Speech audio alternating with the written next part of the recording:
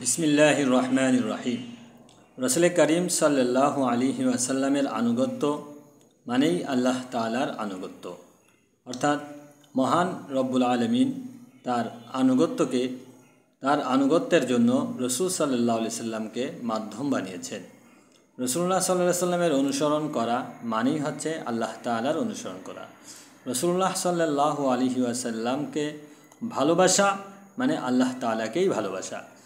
সুতরাং রাসূলুল্লাহ সাল্লাল্লাহু আলাইহি ওয়াসাল্লামের আনুগত্য এবং আল্লাহ তাআলার আনুগত্য ভিন্ন কোনো ব্যাপার নয়।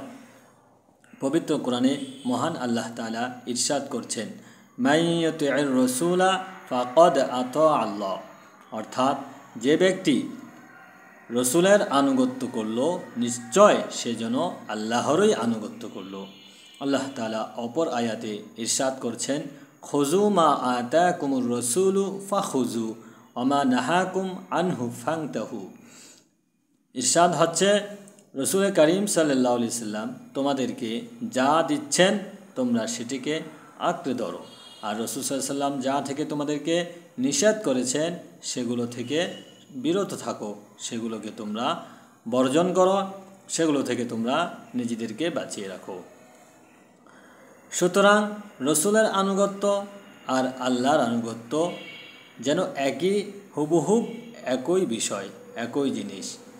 এজন্য আমরা সদা সর্বদা রাসূল করিম সাল্লাল্লাহু আলাইহি সাল্লাম আমাদেরকে কি বলেছেন, কি করতে বলেছেন, কি থেকে নিষেধ করেছেন, যদি আমরা সেগুলো মেনে চলি তাহলে আমাদের দ্বারা আল্লাহ তাআলার আনুগত্য বাস্তবায়ন হবে।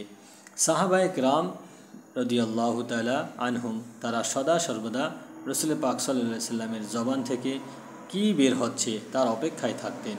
রাসূল সাল্লাল্লাহু আলাইহি সাল্লাম যখন যা বলতেন সেটা তারা নির্দ্বিধায় নিঃসংকোচে পালন করতেন, ফলে তাদের আনুগত্য পূর্ণতা পেয়েছে। তারা রাসূলুল্লাহ সাল্লাল্লাহু আলাইহি সাল্লামকে পূর্ণরূপে ভালোবেসেছেন, ফলে আল্লাহর ভালোবাসা তাদের মধ্যে প্রতিষ্ঠিত হয়েছে।